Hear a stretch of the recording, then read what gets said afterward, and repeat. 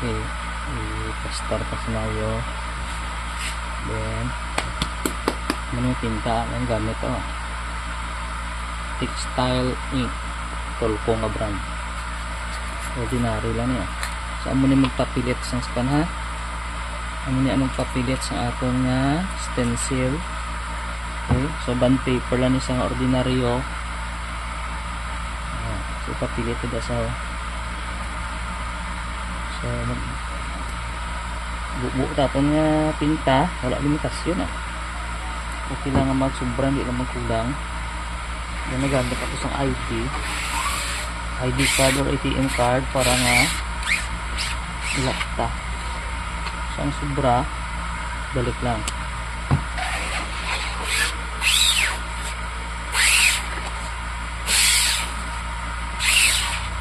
Okay, so napilit ka na itong stencil para na sorry na siya. Next, try ko bisa suluan ka ni dayon. Wala na ako gagamit squidgy kay rubber, kay wala ko sang marami na klase ng squidgy nga dala. Try ko ng ID namin man okay, so looks the result.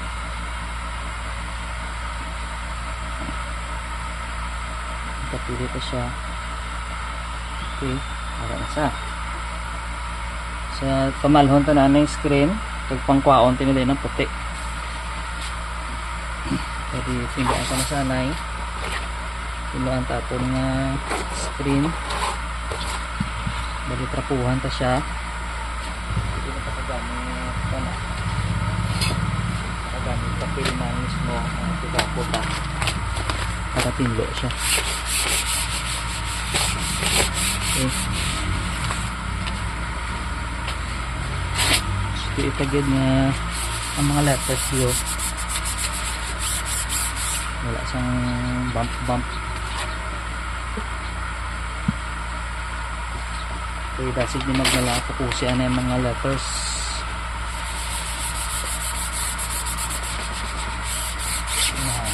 Okay. So ara now nice and easy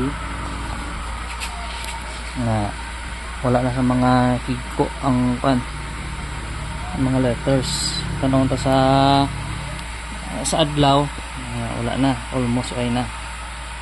So next saka ano si cotton ang mga tinta mga sobra sa kilid tapos na ang mga tunga ang pangilihid naman maon ka na na hindi magdararamol wala na sa kurang kung hindi sa makuha.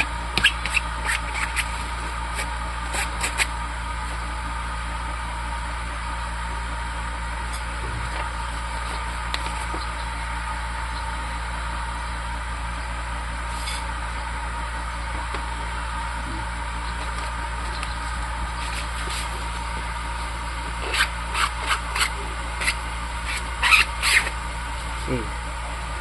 After that, tapos na.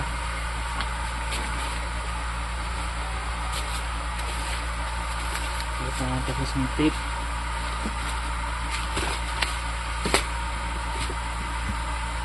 Sipang kong portion na wala papel. Kaya karon, gagamit ko masking tape nga na papel. So, para makomplito na. Mulong na so kamalhon ta na ni anay after mga 1 hour kay ang klima subong malamig humid kaya kita di air dryer nga dala air blower para basta magmala kay kung gainit ni bulad pa lang ni 15 minutes ayos na ni wala. Okay. So itagid nga wala overlapping para ang nga nag-overlap gali para nga hindi gid maglapos ang tinta. Guys, thank you for watching. Follow for more.